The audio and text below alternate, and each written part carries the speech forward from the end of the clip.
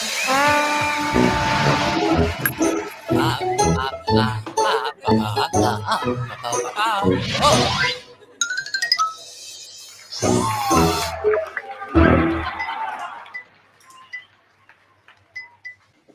יצירה, בובות.Live, סדרת השידורים של מרכז תיאטרון בובות ובית הספר לאמנות תיאטרון הבובות. הסגר ממשיך, הקורונה עוד פה וגם אנחנו פה, כמו שזה נראה כולנו נהיה פה עוד הרבה זמן סגורים בדלת עמותנו, וכל מה שישאר לנו לעשות זה לדבר אחד עם השני דרך מצלמות וטלפונים. היום אנחנו נעסוק בבלוגים, בשימור ידע, בתיאטרון בובות דיגיטלי, והרבה מאוד חידושים, ונעשה את זה יחד עם אנדרו יאנג מטורונטו, קנדה, שהוא כבר נדבר. מה הוא? אז שלום לאנדרו. Hello. Hello, shalom. Oh, he knows Hebrew. Very little. Right, so how was Yom Kippur in Toronto?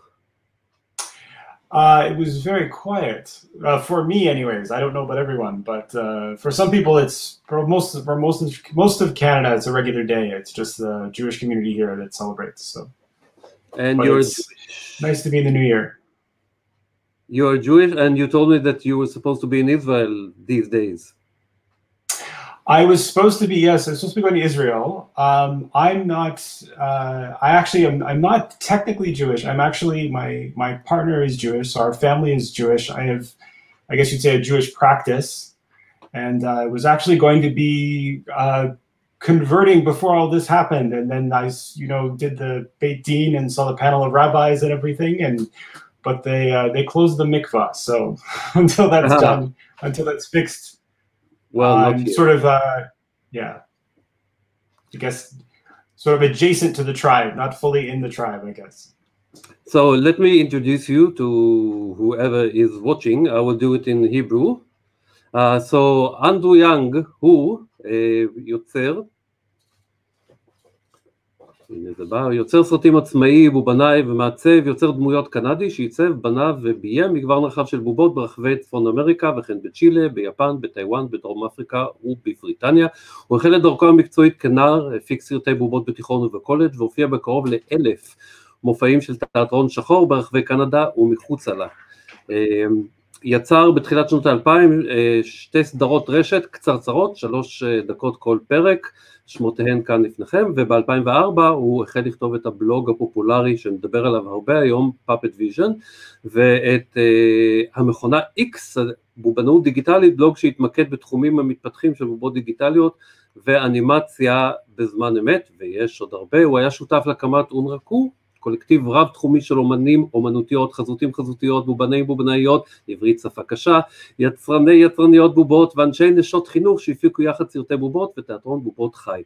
בזמן שהיה המנהל הקריאטיבי של הקבוצה הוא גם פיקח על יצירת הסטודיו הפיזי, מקום ליצירת בובות ואולפן צילום, כמובן בטורונטו. בשנת 2011 הוא החל לעבוד על פרויקט בן עשור, שאנחנו נדבר עליו הרבה גם היום, PUPPETVISION The Movie, סרט תעודי בהשראת הבלוג, המציג רעיונות עם 100 אומני בובות מובילים ובולטים ברחבי העולם, ובתקופה האחרונה הוא עבד במגוון פרויקטים אקלקטיים שכללו יצירת בובות ואפקטים מיוחדים מבוססי בובות לפרסומות וקליפים, ויצר גם דמויות קמע, בובות גדולות, למשרדי פרסום וקבוצות ספורט פופולריות. הוא גם היה תושב מחקר במכון בינלאומי של תיאטרון בובות בשרלוויל מזייר, צרפת, ומדי פעם הוא גם מעביר סדנאות והרצאות על בובות לבתי ספר, פסטיבלים וכנסים ברחבי העולם. So this is you.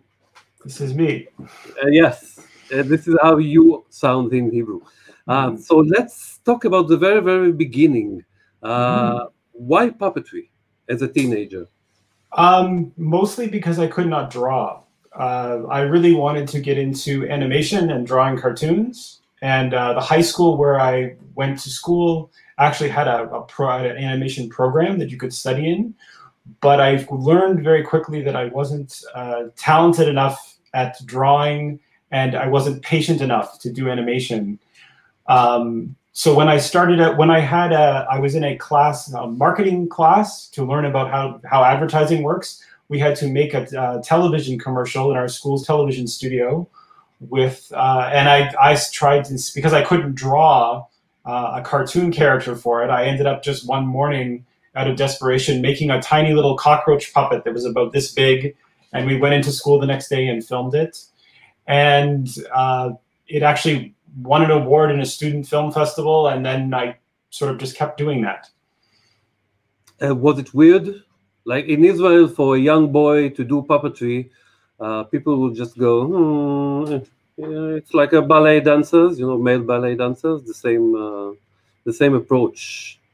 Yeah, I've heard a lot of puppeteers, a lot of male puppeteers talk about that. I never experienced that. I think part of that might have been the school I went to. There was a lot of film and art and animation people, so maybe that was a little more normal. And if anyone thought it was funny, you know, a 16-year-old boy doing puppets, no one said that to my face if they did, if they thought that.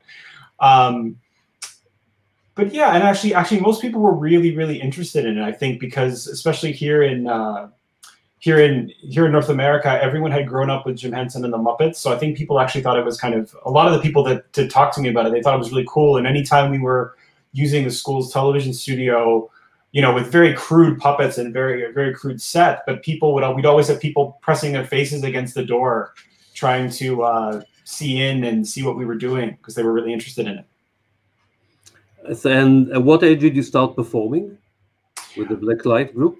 Well, I think I was about 19 when I started performing Blacklight theater. A friend of mine that I actually had gone to high school with and had started doing puppetry with in high school, he was studying in university, and he had been working on sort of in the summertime for a Blacklight theater in Toronto, and they wanted to hire him full time to come work for them. And he couldn't because he had to go back to school, and I was finishing up college. So he said, oh, well, I have this friend, Andrew, that has done a lot of puppetry, and they had me come in, and I actually just volunteered. They had a theater and a restaurant here in Toronto, and I volunteered in the restaurant for about a week, and they ended up hiring me. They never auditioned me, which was strange. I don't know why they did that, because everyone else I ever saw had to audition, but it was a good thing because I was really terrible. But by the time that was apparent, I had the job. And luckily there were some really great puppeteers there who started training me. And I did that for about 3 or 4 years, performing here in Toronto and traveling around the world as well, because they had a touring company. We went to a lot of places in Asia and right across North America. I think I probably performed in about somewhere between 800 and 1,200 shows. I never kept track, but it was a lot. It was a lot of puppet shows. And those were with very large puppets, like life-size puppets, usually operated by 2 or 3 puppeteers at a time. So this is one of them, right? Yeah. That was one of them, yeah. That was one of the smaller ones, actually, we used. So I was wondered what it's like to be on stage when you're doing Blacklight. Like, do you see your way, or is it like a choreography and everything you have to be really, really pre-planned? So no one will step on it. It has to be very, very closely planned. With that style of puppetry that we were doing is more like the traditional Czech Blacklight, the Blacklight theater you'd find in the Czech Republic, and it's so the entire stage, for anyone who isn't familiar with it, the entire stage is covered in black velour. The performers dress in black velour. You're actually blind. Anytime you look behind you, you cannot see anything except the puppets that are lit up by ultraviolet light. And you can kind of see what's in front of you because there's the silhouette from the stage. You get the silhouette of the against the audience, but you're sort of half blind when you're doing it. So everything is very carefully choreographed on lines of action. And, you know, collisions happen and accidents happen. I ended up spraining my wrist at one point. I had my nose broken because someone misjudged a cue, and a wooden rod hit me in the nose. And then I actually had injured my back at one point too, which is still like it's not too bad, but it's still a nagging injury sometimes. So it's surprisingly physical for puppets. It's a lot of work. I think that for teenagers, it's very important to have a job because they give you a sense of what it's like to be independent, and it also throws you into the real world. Like you're not protected when you're supposed to be like professional. Well, that's how it was for me when I started professionally when I was 12. Yeah, I was really, with that job, I was really thrown in the deep end of the pool because I didn't, I was really in, the first night I was rehearsing, they had me on stage doing small things, and I'd worked before that, but like part-time. That was my first like real job, was doing puppets, which, looking back now, I was really, really fortunate to have that experience. But it certainly, people used to say to me, oh, when you leave here one day, the rest of the world won't be like this, because at least here in Canada, it's very rare to have the opportunity to get up every day and do puppetry, especially when you're starting out. There's not a lot of opportunities. So it was a great opportunity to have as a teenager. And at what stage you started to build your puppets? Was it just for yourself or for others? I started out building. I started out building in the beginning because I didn't really get the photo that's up right now. Those are actually some of the first puppets I built. And I think I was probably about 16 around the time I started doing puppetry, and didn't really know what I was doing. I think I used to take apart stuffed toys, because now with the internet, it's very, very easy to go on the internet and learn about puppet building. There's all kinds of websites, and there's hundreds of tutorials on YouTube where you can learn. And but in the mid 1990s, we had the internet, and there was a few puppetry groups, but there wasn't a lot of information. So it was, I think it was about 16, and then I did some building for a few years after I did the Blacklight Theater, but since then it's mostly I've built for, when I build, it's been mostly for myself, or sometimes I'll work at a studio where they're doing that kind of work and go in and help them. What would you prefer, to build puppets or to manipulate? Well, I don't do enough manipulation. I would really like to do more. The last 10 years, I've probably spent 15 or 20 days actually doing puppetry, like performing puppetry. Most of the time, it's either directing or working in studios that are building puppets or animatronics with mechanized puppets. I think I enjoy both. I think the two really have to go together. I'm always a little bit frustrated as a puppeteer if I pick up a puppet, even if it's a really, really well-made puppet that someone else has built, because if I start to perform with it, I'll start thinking about, well, I would change this, or I would do this differently, or maybe I don't like the weight of the puppet, the way the weight's distributed. And when I'm building things, especially the last several years, I've worked a lot on doing like large mascot costumes for people, working as part of a team doing that. And sometimes you make these beautiful things, but then they just go out the door and someone else uses them, and we kind of think, well, that's sad. We'll spend weeks making something, and then we'll think, well, it would be nice to play with it for a little while. Yeah, the problem is that we don't have enough hours during a day to be both brilliant puppeteers and brilliant puppet makers. And at some point you have to make a decision if you want to go this way or that way. But there's always a conflict, I think, between the one who builds and the one who manipulates. And the one thing I'm always trying to tell people, that building a puppet is a never-ending process. It's not that you build. It's not like you build the tool and you move it on and someone makes wonders with it. Sometimes you have to take it back and tear it apart and rejoin it, and then it will be wonderful.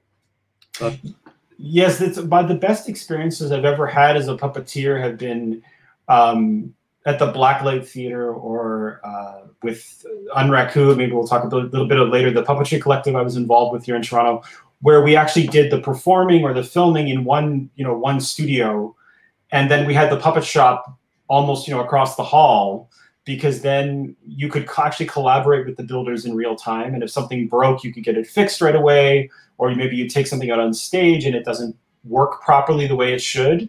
And then you could take it back to the puppet builders and talk about, what could be changed or what could be done differently. And I always really enjoy that back and forth. It's always really nice to have, the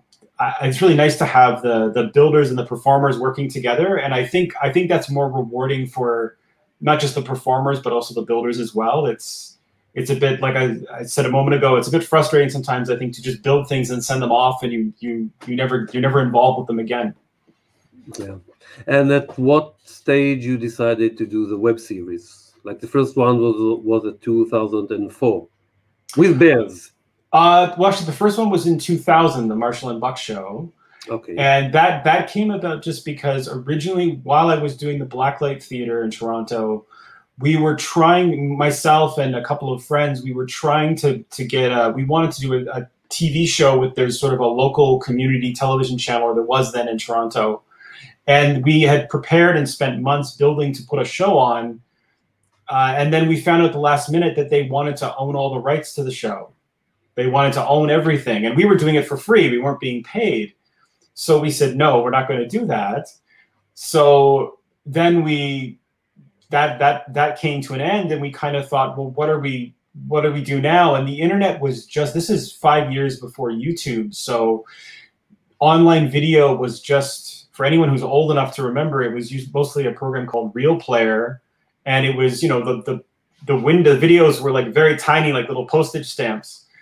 But we started, a few people were starting to experiment with distributing videos on the internet. We thought, well, maybe we can just take a couple of the skits we made and upload them and see what happens. And so we did a few episodes like that, but it was very difficult to keep it going while working full time. But I think the first show, the Marshall and Buck show, I think it was the first actual puppet web series. I've heard that there may have been one in Australia before that, but I've never been able to find any examples, any footage of it. The show from 2000 doesn't really exist anymore because the technology is obsolete. And then I kind of wanted to, I had been thinking about doing the Beartown project, was actually what got me into puppetry in the first place. And I think from about 2000, I spent about 2 years trying to get that together to make that happen. And again, it was a lot of work. I mean, most of the videos were filmed. Was in my living room in 2004 with another puppeteer, Livia Provato. And that's how we did it. We moved the couch out of the way and stack up some bins and put up a little, that's not even a real green screen, it's green paper. That's actually a very talented American puppeteer who used to come up and help me, Chris Grom, who I've worked with a lot over the years. And that was also in the living room, I think. The wall of the apartment is actually, I think it was a filing cabinet we had by the door. So yeah, so watching the episodes, the two episodes that can be found on YouTube, it looks so naive and yet so clean and clear. So let's just watch the first episode. Okay. עם כתוביות בעברית לכל מי שמעוניין. Yes, with Hebrew subtitles.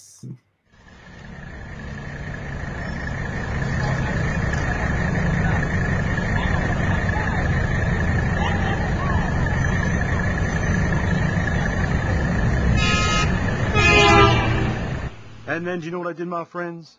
I grabbed that devil by his tail, and I cast him out with a hallelujah. Can I get a hallelujah? I said, can I get a hallelujah?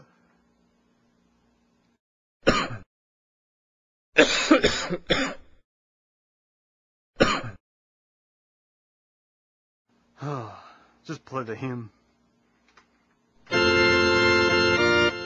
Why are we watching this again? If I was God, I wouldn't put up with that. What? If I was God, I wouldn't put up with that kind of low turnout. It's embarrassing. If I was God, I'd be a vengeful God. There'd be lots of toil and sacrifices and smiting. Lots and lots of smiting. Tom, I don't think you can actually be God. Says who? God, I think. Well, that's a stupid rule. Someone should start a new religion. A religion where they elect God. You can't elect God. Why not? Because that would be stupid. Think about it, Hank. God's not a young pup. He's been at the running the universe game, what, 10, 15 billion years? Besides, don't try to tell me God hasn't set himself aside a nice corner of Eden for his golden years. Does God even have golden years? Hey, if he's wise enough to create the universe, he's wise enough to plan for early retirement.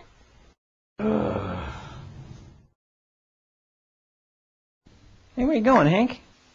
I'm moving to avoid the impending lightning bolt.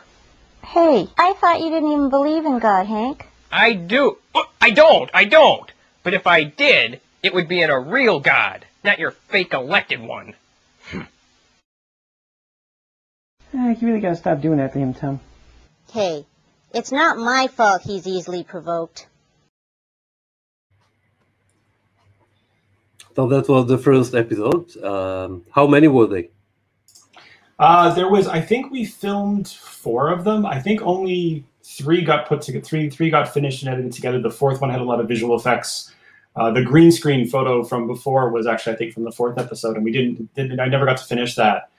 I got, as I was finishing that show, I got accepted into a program, I guess you'd say it's almost like a business training program for artists here in Canada. And so I wasn't able to finish it because of that. But that was actually the Beartown website was actually the origins of the PuppetVision blog, because when I used to have a production blog, I talk about the web series as I was making it, and that was mostly just to keep myself motivated and accountable to actually be to keep steadily working on it. And when I didn't have anything I could share to write about, I would sort of share other puppetry work that I was finding on the internet.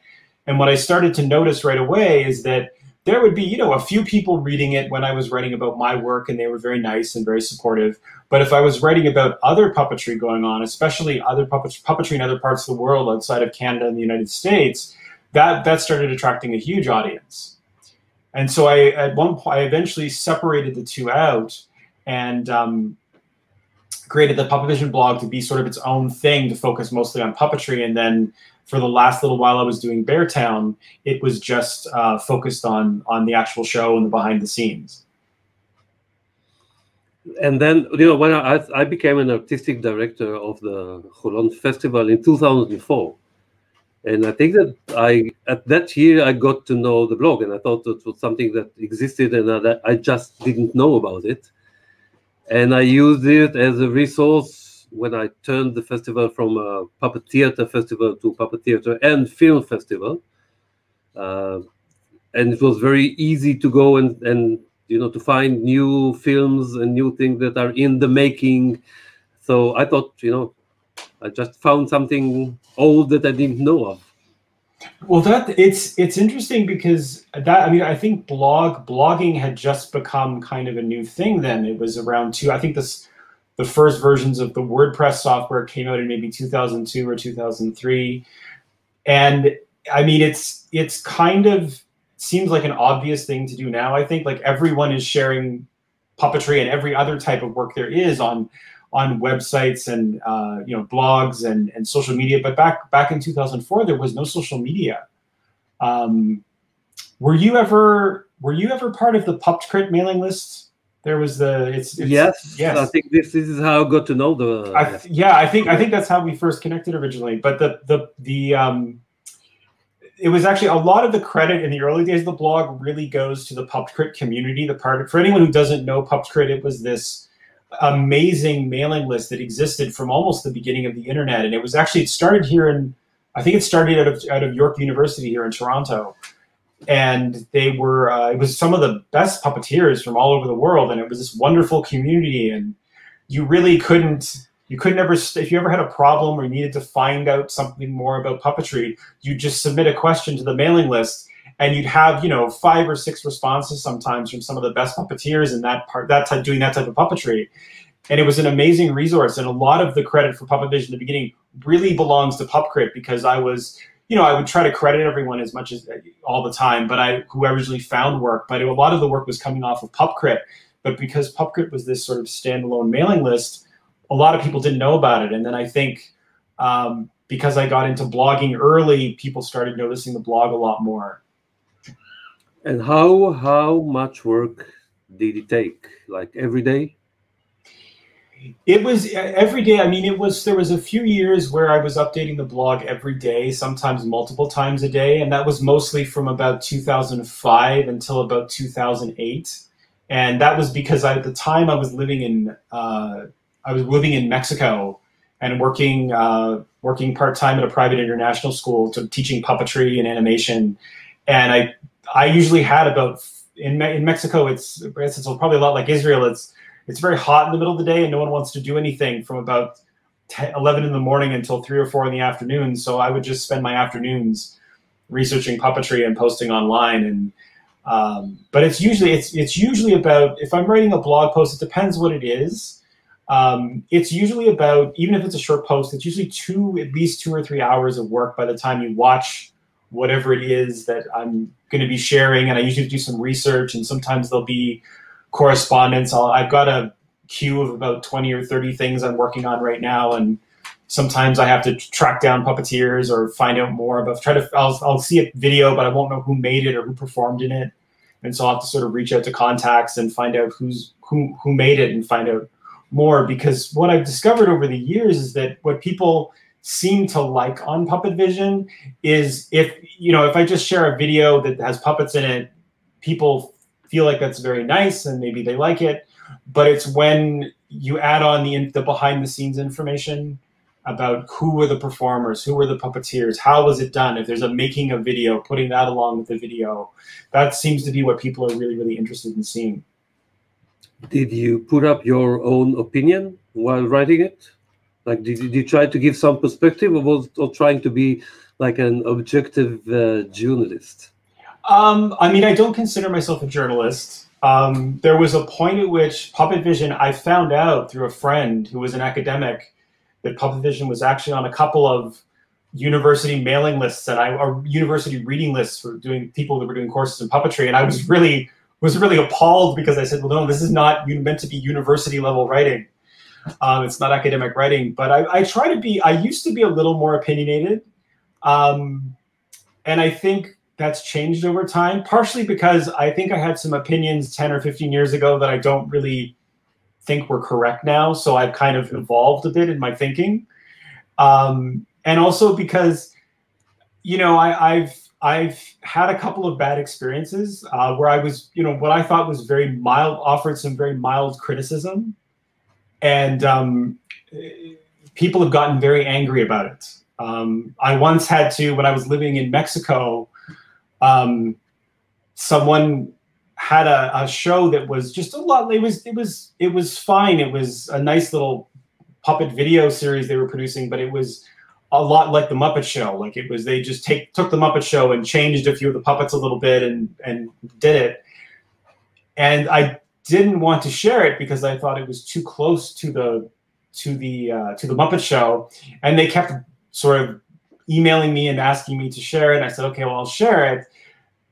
And then when I said that it's a little bit derivative, I started getting death threats. I actually, like, it's funny now, but I actually had to call the FBI, and the FBI had to be involved, and it was a whole thing. They had to once the FBI got involved, the death threats stopped. But it's another time, and I won't say the name of the show because I know a few of the puppeteers who worked on it, and they know this. At least 1 or 2 of them know this story. But there was a show, and I really thought it was a good show, but I didn't agree with some of the content, and I said that when I posted it. And the producers, it wasn't the puppeteers, but the producers sent me just a really scathing, terrible letter telling me why I was wrong, but they wrote it as the puppet character. And I have it printed out, but I've been meaning to frame it for a long time because it was the silliest thing ever. And I worked with the puppeteer who actually performed the puppet just a couple of years ago, very, very briefly. And I told him the story, and he had no idea that had happened. But the puppets sent me angry messages. So people are now sending you materials, or you need to keep looking for new stuff? It's a little bit of both. Sometimes I just find things. I get on a lot of mailing lists for puppet companies. So usually when something new comes up, I'll get a notification about it. I've been getting more submissions the last few months because before the pandemic, I wasn't able to update the blog very often just because of other work and life getting in the way. So now that I've been doing it fairly regularly, 3 to 5 times a week for the past 6 months, I think it's kind of reminded people that it's there. And so now I've been getting a lot of, I've noticed in the last month or two, there's been a lot more submissions, but I'd say it's about half and half usually. So, and do you have a criteria? Are there things that you will never post? Well, you know, it's puppetry. How bad can it be? Well, I mean, there's a few things I try not to do just because even if they're done really well, I've just seen it 100 times. So there's a phenomenon of ever since Avenue Q. Do you know Avenue Q? Have you Avenue Q in Israel? Yeah, we had it. Fortunately, it had not much show. It didn't have much show. It was many years ago in 2007. I was a puppet. Oh, okay. Oh, okay. And we had another version that stopped just before the pandemic. Another young private version.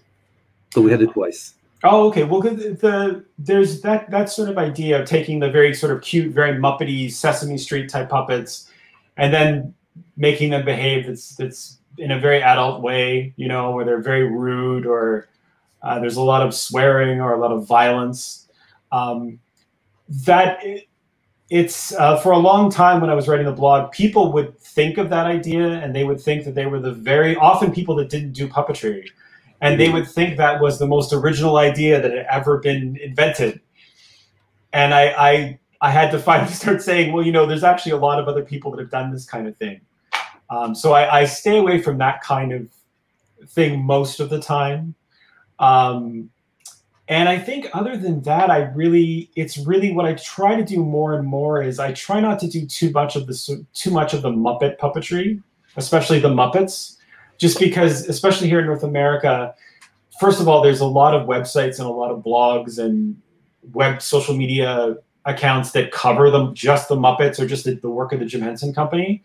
So I feel like there's other people that actually know more about that and are more passionate about it than I am. So I let them kind of do that, and I try to find work that's a little more international or is a little more unusual. Maybe something people don't always expect to find when they go looking for puppetry.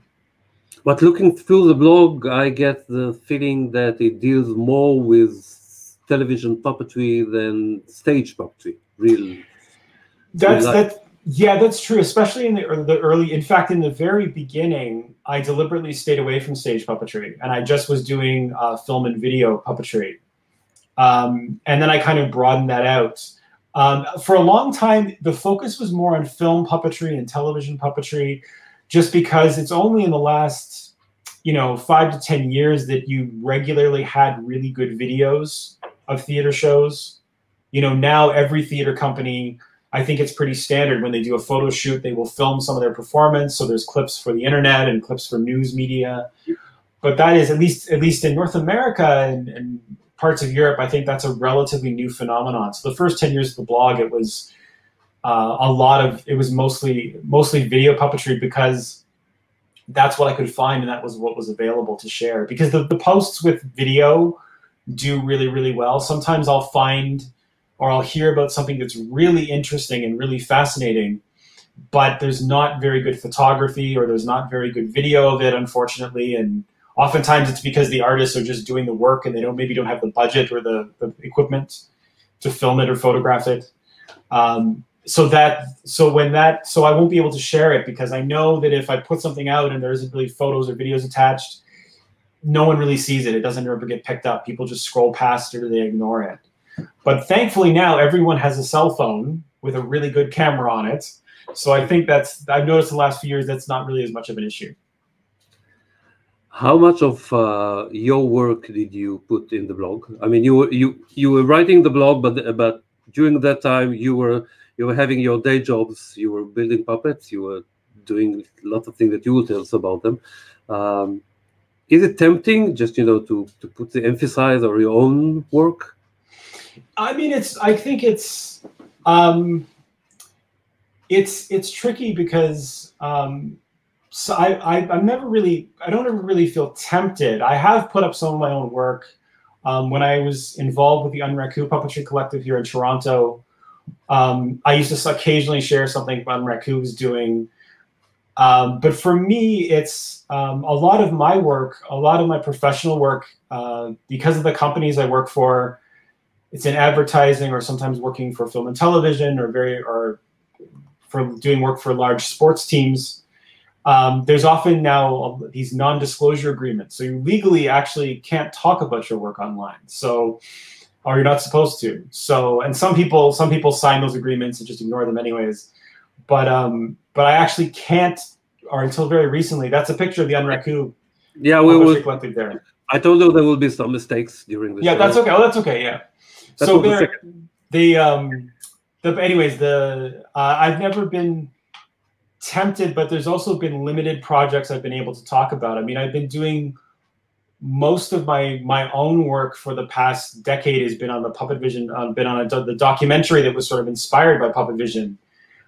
So occasionally I've shared updates on that, but I try to keep PUPPETVISION mostly about other people's work.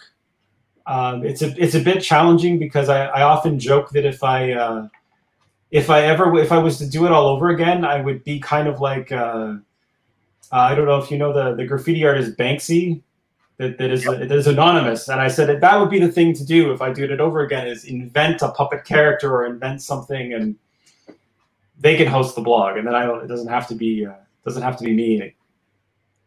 So let's watch which comes first, Adam the Ant or the Hug Your Food commercial? Oh, Adam the Ant was that was done in 2010. This was a short film. It was produced by the Canadian Film Centre. The Canadian Film Centre it's actually one of the world's best film schools. It's here in Toronto. It was founded by the Canadian director Norman Jewison, who directed a lot of famous Hollywood movies. And when I had the Unraku, was working with the Unraku Puppetry Collective in Toronto, we had a studio, and it was actually our art director, an art director we worked with. I think it was a friend of her boyfriend, was a director doing a project at the Canadian Film Centre, and they had a problem because they were doing a film about a very large animatronic ant, and they came to us and they wanted us to create a shadow puppet effect. And I guess maybe it's better to show it than have me talk about it. So let's see it.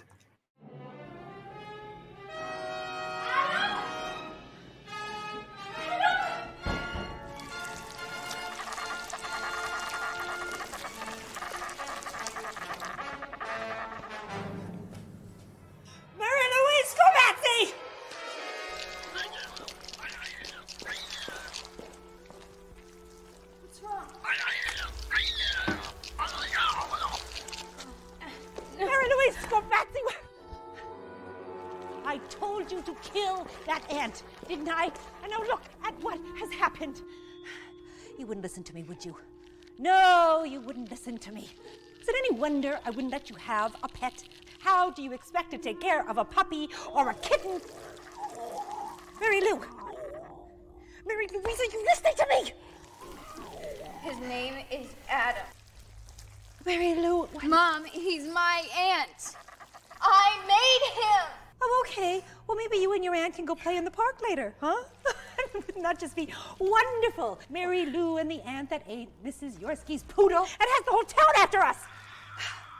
Mary Lou, I really am just trying to help, okay? I just...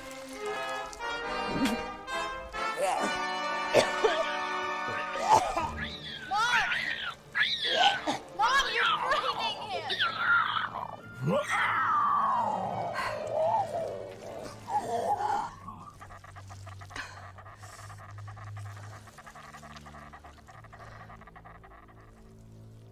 Mary Lou, honey. Mary Lou, you're the only one who can help him now, hon.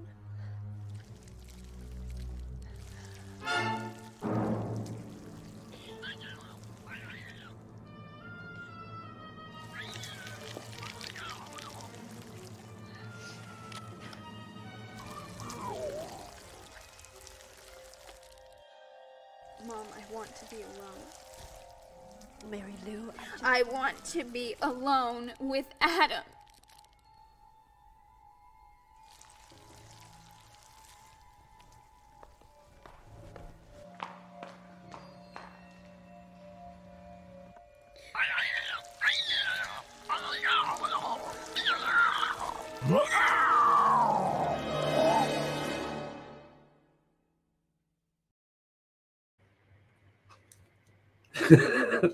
That was my first reaction when I first watched it. It was like, what? Why? Who did this film and why? What for? Well, that's it's always interesting because sometimes, I don't know if you've had this experience, but when you get brought into films to do puppets, sometimes they don't actually tell you the entire script or the entire story. You're just there to do your scene or... Yeah, well, you know, the puppeteer, I wanted to see more of the puppet, but then I think it was very smart not to show more and not to show all of it and just let it be in the right amount. But yes, and that was... Sorry, yeah, please. Oh, sorry, no, go ahead, go ahead. But that was animatronics. So it was remotely manipulated. It was a combination of, there was, I think, about 3 of us. There were, if I'm trying to remember, because it's been about 10 years, but there was about 3 of us, I think, that were jammed in between the theater seats. It was actually, it's always that way with puppeteers. The head of the ant was actually built by a special effects artist that was working on the film before us, and I feel terrible. I cannot remember her name right now. And then they had some legs. She only had time because it's like with a lot of these films that are done, you know, independent films, there's only a limited amount of time and a limited amount of budget.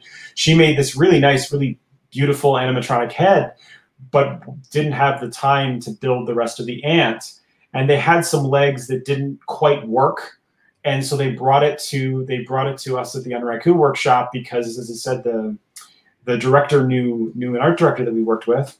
And we sort of had, I think, about a day to, we took their legs and kind of painted them and rigged them so they sort of worked, but I think it was very smart the way they shot that. It was kept in the dark, kind of like the old monster movies, the old American monster movies in the 1950s and 60s. That's how they did all that stuff. Most of our work, though, was on the actual, it just goes by in about, you know, I think it's about 5 or 10 seconds long, but the ant coming into the theater, and that was the problem that really I had to solve, because they wanted to show the ant, but they didn't have a full ant puppet and couldn't build one. So they came to us with the idea of doing shadow puppets. And we didn't really, our studio didn't really do shadow puppetry. And we thought, well, that's also not going to look very realistic or very convincing.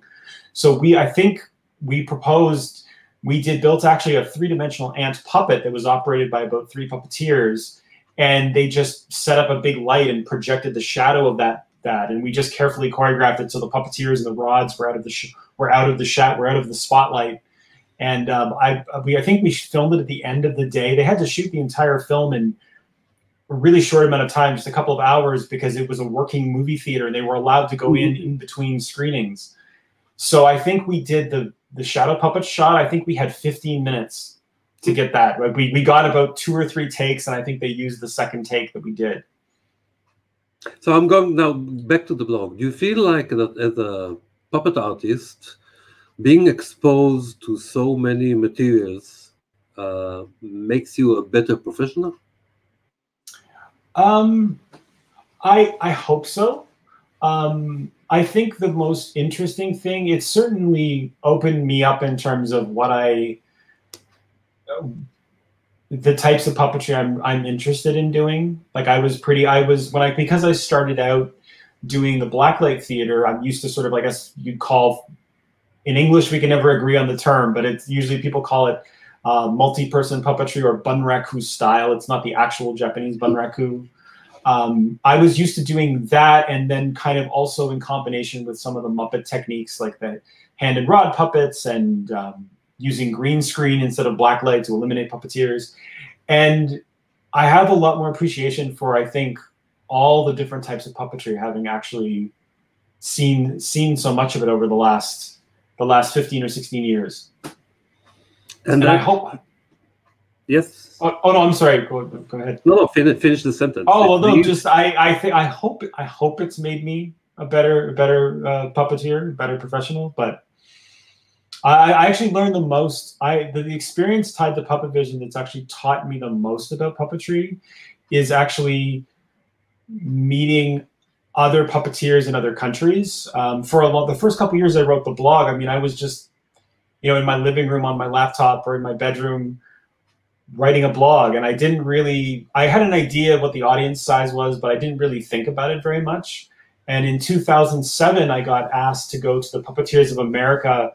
The Puppeteers of America in the United States, and they're also in Canada as well, they do a big national puppetry festival every 2 years. And so in 2007, they were doing there's a phenomenon. I don't know, do you have puppet slams in Israel? No. Oh, okay. Well, the puppet slam idea is like, basically it's just an evening where puppeteers will get together and they will perform short puppet pieces, usually like 3 to 5 minutes long. And sometimes they will screen puppet films as well. It depends on the puppet slam. And this was kind of in the mid-2000s. This was becoming a growing movement. And actually Heather Henson, who's Jim Henson's daughter, Heather Henson, through her company Ibex, has done a lot of work to sort of facilitate the growth of puppet slams internationally. And they were at the 2007 Puppeteers of America Festival. It was the first time they were getting all the puppet slam directors together in one place, and they were calling it a Puppet Slam Summit. And so I was invited to go and just talk about puppetry on the internet and sort of what was going on with puppetry on the internet, because things like social media and blogging were still kind of new at that time. And so I went and I did it. I was invited to go to the festival, and I went for the week, and I think my part was like 15 minutes on one of the last days.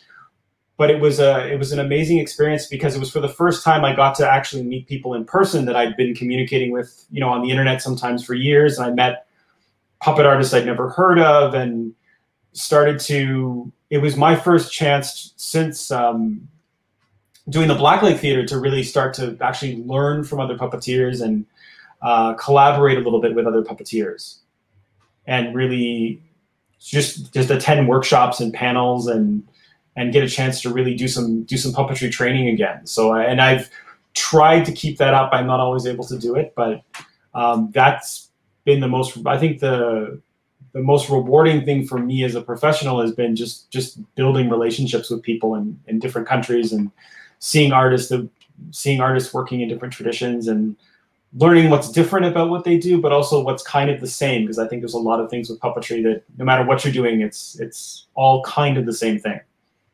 So let's talk a little bit about Unraku. I wondered, why is it so emphasized that it was a collective? Well, because we wanted to, Unraku started because actually it grew out of the puppet festival I went to in 2007, because I'd been living in Mexico for a couple of years. I'd actually been doing a lot of puppetry work with a school and working a lot with young people, but I hadn't actually done there were no other puppeteers around to work with. So when I came back to Canada, I kind of had this idea that I was like, well, it would be nice to find some people to work with. And I had not really been doing any puppetry here in Toronto for many years.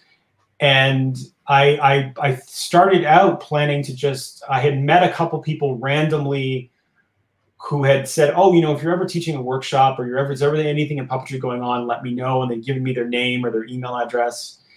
And I contacted a few of those people. I connected with a few other people through friends, and we sort of had this we planned a couple months of puppetry workshops where just every week we'd get together for a few weeks or a few hours at a studio here in Toronto. And I just started teaching, I guess, it's very similar to the Blacklight Theater, but Czech black puppetry. And then about 4 weeks into those workshops, a friend of mine was doing like a talent show in Toronto, and she said, oh, you should have the puppeteers come here and perform. And a lot of the people in the workshops had never done, some of them were puppet builders. There was only one other person who ever done any live performance before. But I went to the group and I said, well, there's this opportunity. Do we want to create something and perform? And we did, and we created a little show that was about 3.5 minutes long. We were just lip syncing to a pre-recorded track, but the audience really loved it. And so we kept, as Unraku, I think we came up with the name Unraku about just before going to do the show, because we didn't really have a name. And then, yeah, people liked it. So we did that talent show went on for a few more months. So every month we would create a new piece of work and take it to the show and perform it. And then we were doing short puppet theater for a little while, and then after that, we decided we wanted to try and work. It was getting hard because a lot of the people in the company, some of them were getting married, some people were starting families, and so we started doing a little more video work, working more with film and video. And so in late 2009, we opened a studio in Toronto, the Unreku studio. And to answer your original question about why a collective, what we really tried to do was sort of collaborative creation. So, I mean, I was sort of formally the creative director, but there was never really one director. I mean, there were certain projects, especially towards like that. The one that's up on the screen right now is from like a video project we did. It was about a dog and a cat called Jasper and Carl. Like I actually formally directed that, but a lot of the work was actually created jointly. We would get together, and there wasn't one person might be sort of in charge, like the captain of the team, but everybody would be kind of writing and creating the work together instead of just, you know, one person coming in with a script and this is what I want to do. We did do a few projects like that, some of our bigger projects, but usually it was everyone working collaboratively together, or at least we would work in 2 or 3 people from the company would take the lead on creating a piece of work, and then the rest of us would just sort of pitch in and help and do whatever needed to be done. So there's one question from the audience. Do you give Zoom lectures? I don't, or haven't so far. I mean, we're going to be doing this pandemic for a while. Something I've been wanting to do, and I've been talking to a couple people about, but we haven't actually gotten ourselves organized enough yet, is to sort of have, and there's a few other groups that are doing this as well, but to have kind of a hangout on Zoom or something like that, where puppeteers, specifically puppeteers that are trying to do, you know, work on YouTube or film and video work, could sort of regularly meet up and talk and share work. I think that sort of thing, there isn't something quite like that right now. So there's been talk about organizing something like that. I'm hoping it'll come together in the next month or 2.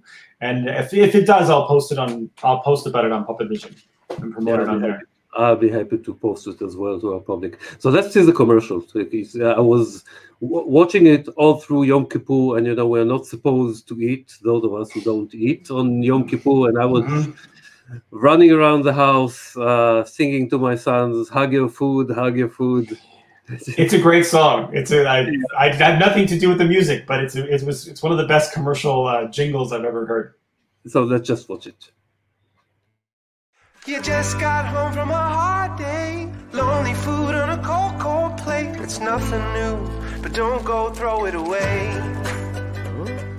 Before your dinner's chewed, take a moment and hug your food. Family dinner's been renewed. Hug some pork, hug some kale. Jump in the ocean, hug a whale. Hug your Thai beef, grilled or stewed.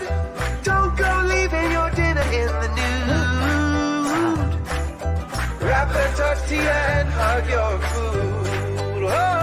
Hug your food.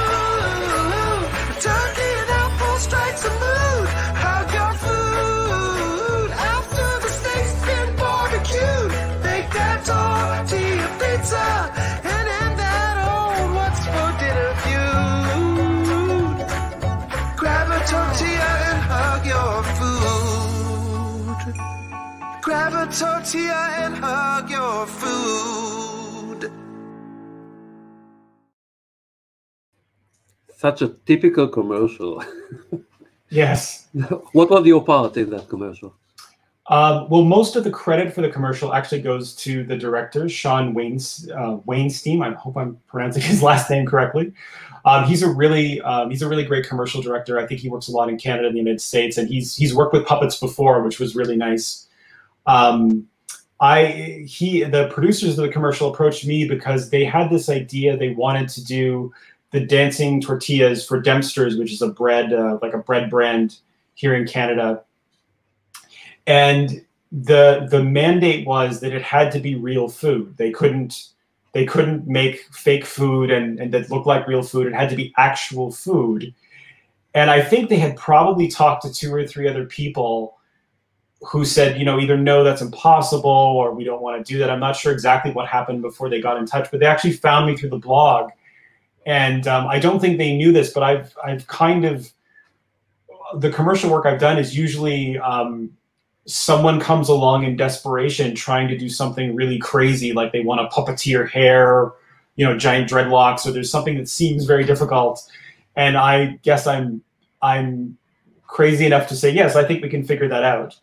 So I was brought in to design, I designed a series of rigs, kind of like little mechanisms that the tortillas were going to be, you were going to use to perform the tortillas, and then they didn't work.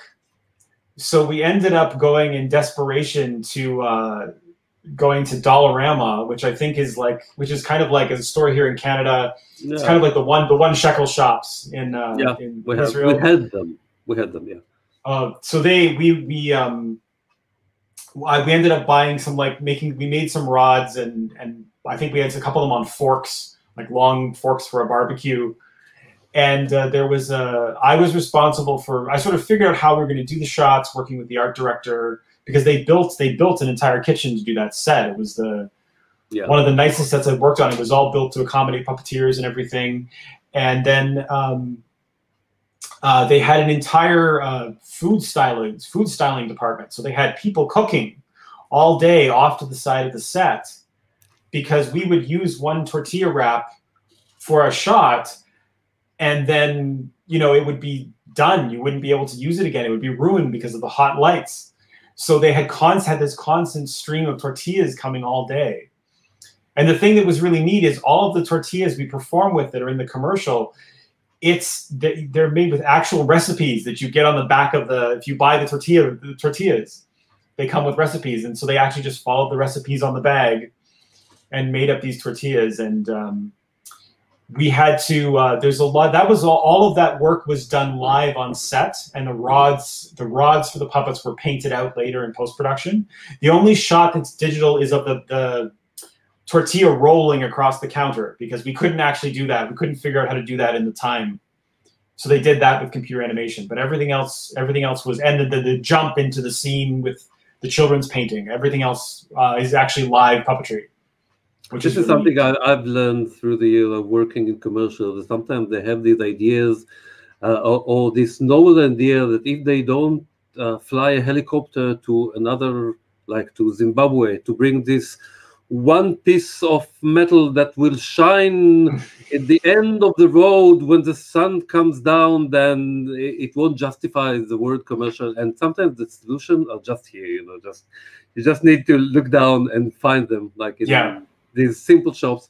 And yeah, sometimes you need a puppeteer, and especially I think people who come from live theater, because it's a small scale and you build a whole world with very few means, then sometimes your solutions are so much better than this expensive special effects advisors who works with very difficult, I would say, complex mechanisms. Sometimes you just need the rod and just do something like this, and it's very effective. So we'll speak. Yeah, sorry. Oh no, go ahead.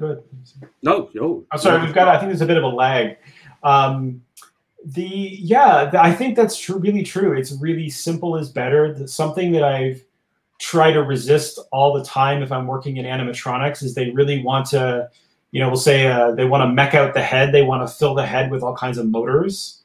Yeah. And I mean, you can do that, and you can make it like in the Star Wars movies. They do beautiful, beautiful animatronics work, but it takes a long time. It costs a lot of money. Yeah. But I find like the simple mechanisms, you know, so if you're going to mechanize something, make it very simple. Or I think there's a famous story about Jim Henson when he was directing one of his last projects. He was working with the Walt Disney Company, and they brought in Disney's effects people. And Disney's effects people they needed to have a butterfly. And Disney's effects people had this elaborate special effects shot planned. And Jim Henson said, maybe we cut out a little butterfly out of latex and put it on a stick. And that's what they ended up using in the shot, you know? Yeah. So yeah, I think. Sorry, Finn. Oh no. I think just puppetry. There's a lot of room for puppeteers. I think puppeteers make, even in the era of digital effects, puppeteers make things better. Yeah. And then a few years after the first version of Beartown, you're making a second version with Unraku. Yes, so what happened actually, just as we opened the sort of Unraku studio in Toronto, I had actually been planning to go off to Japan and learn about Bunraku puppetry for a while. And then someone had seen the Beartown, the original videos on YouTube, and got in touch with me, and they were in Los Angeles in the United States. And they had said, oh, we really, what are you doing with this? And I said, well, no, this was a project I did for a few years, and I kind of haven't done anything on it since those videos on the internet. And they said, well, did you ever think about doing anything else with it? And I said, well, I was thinking, well, originally I thought maybe a TV show. Now I thought about an independent movie for a while, but I haven't really done anything with it. And then they said, well, they were looking to develop ideas for puppet films, like puppet independent films. And so then I talked about it a bit with the other people at Unraku, and we sort of figured out, I guess, we figured out how to do it, and the people in Los Angeles didn't believe we could do it as cheaply as we said we could. So they commissioned it wasn't even really a short film. It was basically a demo, like a proof of concept, where we had to demonstrate everything we said we could do. So we built this, that's the story, I think that's the storyboards there. And we built this for one set that would be used in the film. We had an example of all different kinds of puppets that we'd be using and different puppetry techniques. And there wasn't enough puppeteers available at the time to do it. We didn't have enough people with the kind of training that we had, because we didn't just do the sort of Muppet style hand and rod. We were also doing a lot of tabletop work. So we ended up hiring, I think it was between 13 and 15 puppeteers or like dancers. I read 17. I think it might have been as many as 17. I've lost track over the years, but it was a lot. I think actually close to 20 puppeteers total, but we actually trained, most of the people had to be trained. Some of them had done a little bit of puppet theater. One person had studied in the Czech Republic. Another puppeteer was Alexander Winfield, who's a really brilliant puppeteer from Bermuda, who had actually done a lot of work. I don't think he'd done as much work on camera, but he'd done a lot of stage work and performed in France at some of the festivals there. And we kind of brought everybody together, and we spent 3 months while the show, because we had to build about 25 to 30 puppets for it. So we actually spent the 3 months that we were building the show training puppeteers. We had people in at our studio every a few nights a week, because a lot of them were still students in drama schools in Toronto. And we produced. It ended up taking about 6 months. We shot a 5-minute demo, and then, as often happens, nothing happened. So it was a really amazing experience, because this thing I thought of when I was 16 years old. You know, it's very rare. I think we ended up with a budget of about $80,000 Canadian to do it, which is, you don't usually get that for a demo. That's very unusual. So I was very, very fortunate, but the company in Los Angeles, they had the rights to it for several years, and ultimately didn't make anything happen with it. And now the rights have reverted back to me. So maybe one day we'll do something with Beartown again, but it would be a lot of fun, but it's a lot of puppets and a lot of puppeteers. And finally, we get to speak about the film, which I'm waiting for many, many, many years. As many people have been. Yes. So how did you come up with the idea of making a documentary out of a blog? I think I first had the idea when I was still in Mexico in 2007. Just because I was sitting around, I was updating the blog. I was very frustrated that I couldn't. I was very frustrated that I wasn't doing a lot of puppetry work or puppetry. I was working in puppetry, but I wasn't really doing puppetry performance work. And I started thinking about it, and the original idea was actually right after it. I had sort of thought about doing a puppetry documentary, I guess, in 2007, and the idea, I thought about it once in a while. But in 2010, after Beartown, the Beartown demo, we were at Unraku was developing. We were developing another film that was going to be based on a book about Canadian history called "There Goes the Neighborhood." We had licensed book that was written in the 1990s, and the rights were optioned to turn it into a documentary. Several people had tried, because it's sort of, I don't think I have the book handy to show examples of it, but it's like a history of Canada, but with cartoons. And I think a few people had tried to adapt it with animation, but it was just deemed to be too expensive to make. And at one point I had said to the author, I said, well, you know, we were thinking about trying it with puppetry. And the author had actually worked with Sesame Street before. And so he was he was excited about that. And so we were producing, trying to produce There Goes the Neighborhood. And we did a lot of development work on that. And if There Goes the Neighborhood had been made, which it wasn't, because it was another one of these projects that unfortunately just didn't get off the ground. We only got about half the budget we needed for it. The plan was to make There Goes the Neighborhood. And then I thought, well, I always wanted to take a year and travel around the world. So I thought maybe what I'll do is when this film is done, we'll take it around the world to film festivals for a year. And as I go to different film festivals, I'll try to meet puppeteers and interview them and make a documentary out of that. And then There Goes the Neighborhood fell through, and a mentor of mine was saying, well, I was a little bit depressed because that wasn't happening, and we'd spent months and months working on it.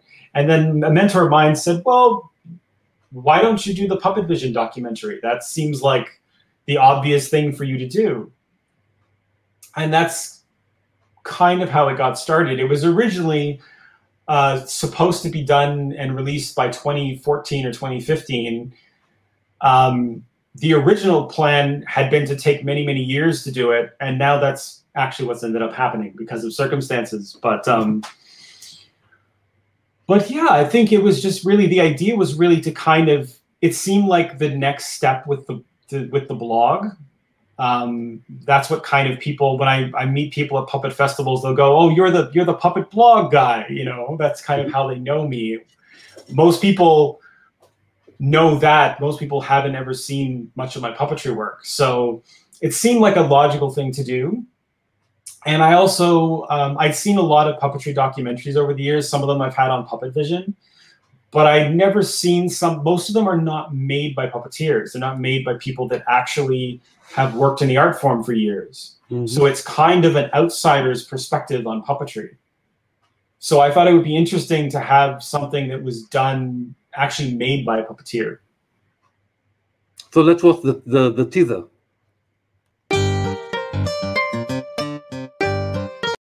There we go. It's not the right one. This is the right one. Oh.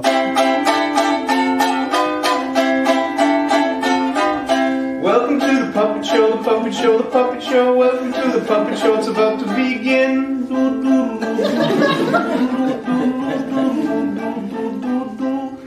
Part of what makes puppetry so strong is it can be almost anything. I sometimes think that driving your car is being a puppeteer, right? Because it's like an inanimate object. You go in there, you control it, and you're putting personality into it, like you see the way different people drive. There's lots of personality involved, right? I think define the puppetry is ability to take an object to make this object alive. That is puppetry.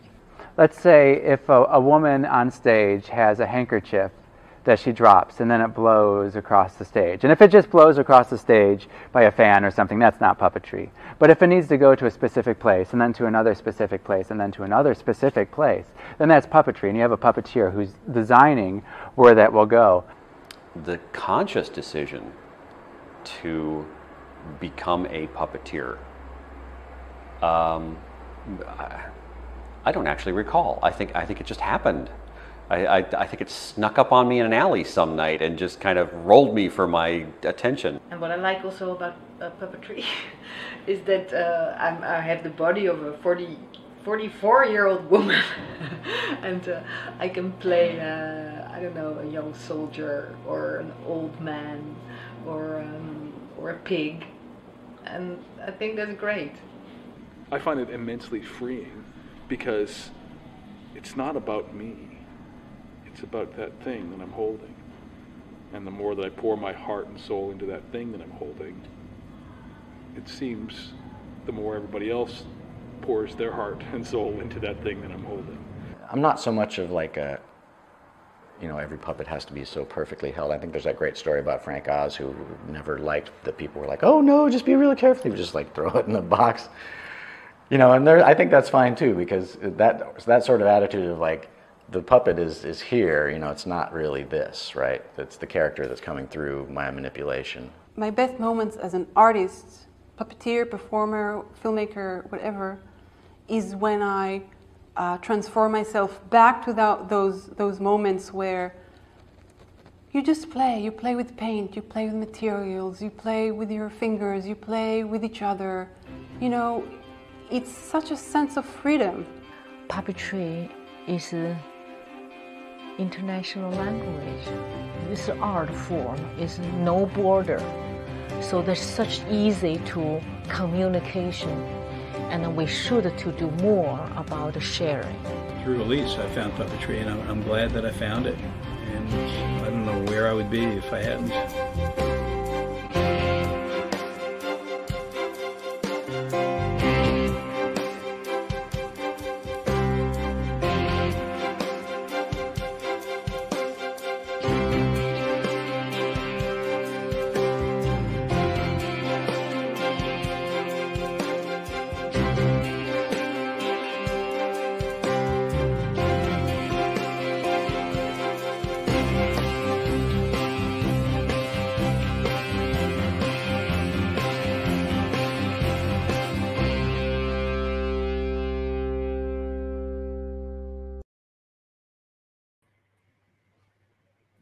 So how many people have you been?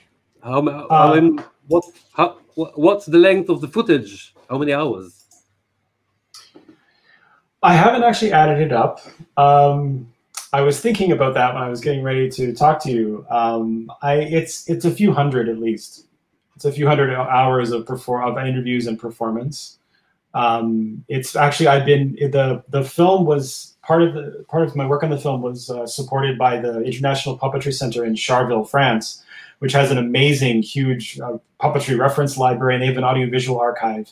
So when the film is done, actually, all of the uncut interviews will be going into the archive at the center in Charleville, and also probably there's a few other universities as well that are going to be taking it on, because there's a lot of material that'll just never get in. There's a lot of really good material that either there's just not enough time for, or in some cases, as the film has evolved, my focus on it changed a little bit, so I had to edit some things out.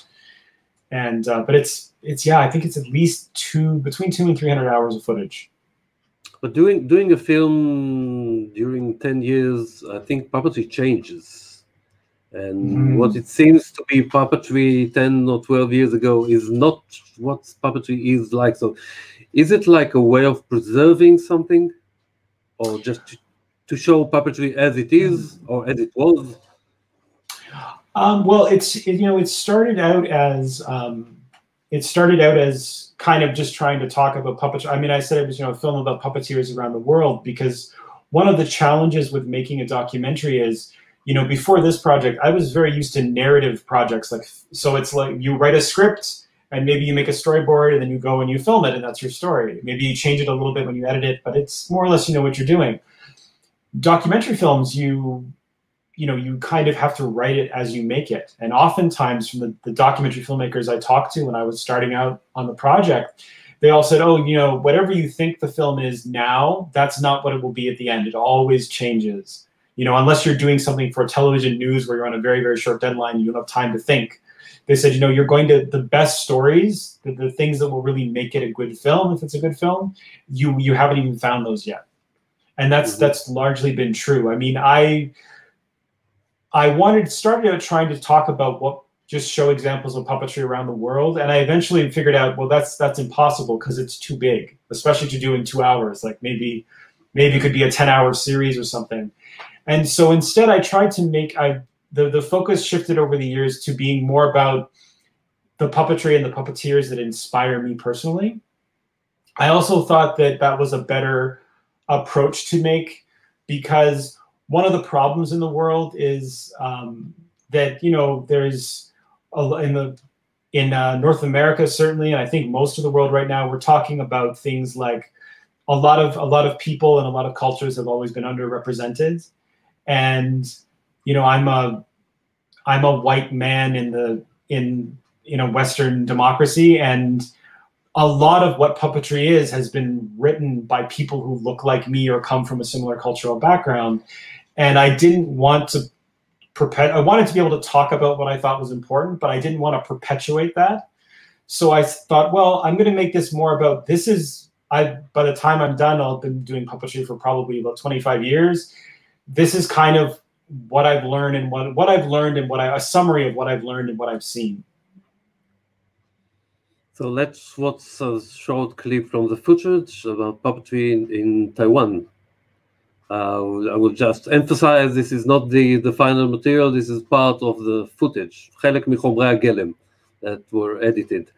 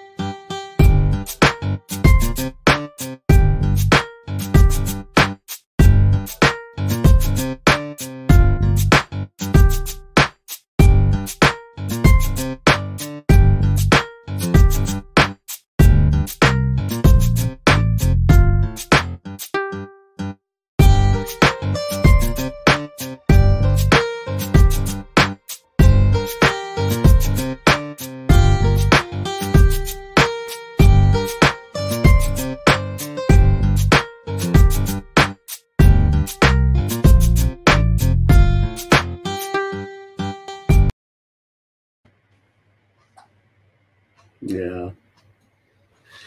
We had a workshop once with a Chinese artist, and we spent the whole day trying to throw them in the air and catch them. There were only a few of us who succeeded to do it once or twice.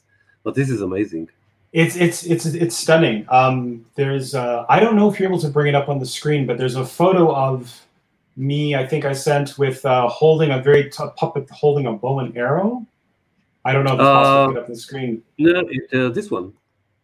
Yes, that one. So the puppet I'm holding there, I actually saw that puppet. That was from, I was in Yunlin in Taiwan, which is a rural part of Taiwan, which is where most of the Taiwanese glove puppetry comes from. They actually have an incredible festival every year, and it is mostly local Taiwanese puppetry companies, but then there's also... Sorry. Oh, there's usually also a couple of international artists that come in every year. I was there in 2011, I believe. And the first thing I saw actually at the festival, I went to a press conference, and the puppet I'm holding had come out on stage, and with one puppeteer, it drew the arrow out of its quiver on its back, strung the arrow in the bow, fired the bow across the stage, and hit a target. And I couldn't believe it. It was like seeing something that was magic in front of you. And as part of going to the festival was very helpful, and they connected me with a lot of local puppeteers, and some students from the local university volunteered to act as translators. And I went out and I met several of the puppetry artists. And when I saw that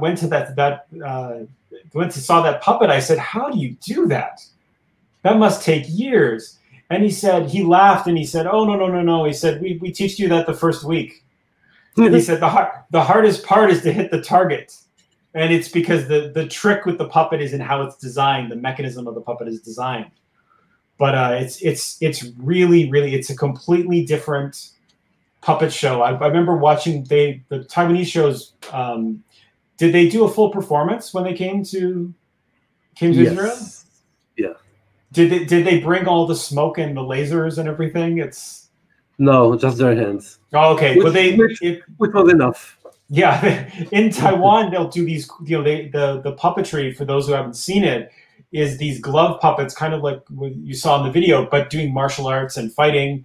And in Taiwan, when they do the shows, they'll have all these lighting effects and lasers and smoke. Things will be set on fire. It's incredible. And I remember sitting with my Taiwanese translator watching the show, and he said, "So do you have anything like this in Canada?" And I was looking at something, you know, the flames on stage, and I said, "I don't think they'll even let us do this in Canada, you know, with the fire and everything." So I read you're planning to finish the film by the end of the epidemic, which is kind of tricky because nobody sees the end at the moment. So it's like it gives a bit of time. I mean, right now, what happened to the film was actually when I originally conceived of the film, I wanted to have puppetry sequences actually intercut with the interviews, and my idea was to kind of it was kind of an experimental idea of can you use puppetry to do documentary work? How would that work? And I had no idea. And since then, since I started, a few people have done some short films like that. But at the time, I couldn't find anyone that had ever tried to do an actual documentary in puppetry. And it was just around 2014, it was starting to be like, I was supposed to be finished the next year. And I was like, well, this is not going to work. It's taking too long. It's going to take too much money. And so I sort of dropped all of that work and all of those ideas. And then, unfortunately, there was a series of bad things happened between 2015 and 2018. The co-writer I was working with and producer, who actually did a lot of the interviews in the film with me, she had a series of health problems. They culminated and ultimately it culminated in cancer, and which is thankfully in remission, which is good. And we're not collaborating on the film at the moment, but that kind of stalled everything for several years. And in the time in between, because everything with the film was kind of held up, I thought, well, maybe it's time to go back and revisit all these puppetry sequences that I didn't get to film. And I really wanted to do that, but then I thought, well, I'm still going to need 18 months to build everything. How am I going to do that? I don't have the time for that. And then the world shut down. So I kind of realized it's going to be, realistically, it'll be, depending on who you ask, it's going to be anywhere from 1 to 3 years before, international travel can be done safely. So I thought, well, I'll take the time between then and now to get the last few interviews I need and to go a few places that I still need to go to film, like Israel. I thought I'll take the time to build actually the puppets so I can actually film the sequences, and it'll end up being the film I kind of envisioned in the beginning, which it's unfortunate that it's taken this long, but it's a little bit nice too, because I wasn't really happy with what I was finishing in 2015. I didn't really like it because I thought, well, I think it would have been interesting for people to watch, but it wasn't what I had envisioned. But I think it's like, if I'm trying to summarize the idea I get from the film, and it's been said in the clip by the Chinese puppeteer who says it's about sharing. Mm-hmm. Actually, it's like people sharing their ideas, and it doesn't matter if they said it 10 years ago, because I found that everything was said in this short clip is true and is valid even today. So I will be I will be waiting for the film. And I told her we won't be able to speak an hour. It always lasts longer. Yes, that's okay. And there's so much to talk, but we need to end it right now. And so I will say some words in Hebrew about next week. בשבוע הבא תתארח באמנות יצירה בובות.Live, בתוכנית השידורים שלנו, אמנות יעל רסולי, אומנית מולטי-דיסציפלינרית, זמרת ובנאית, שהייתה 7 חודשים תקועה בארץ, כרגע היא בשיתוף פעולה בצרפת עם אומנית טולוז, נדמה לי, והיא תתראיין משם מצרפת ותספר על הקריירה מאוד מאוד מעניינת שלה, אני אשמח אם תהיו איתנו ביום שלישי הבא בשעה 8:30. So Andrew, I would say thank you very, very much. You don't have to disconnect, but I will just do the closure of the show. So thank you so much for having me on. Yeah, formally, thank you very much. It was very interesting. You're very welcome. Thank you. Bye-bye. Bye.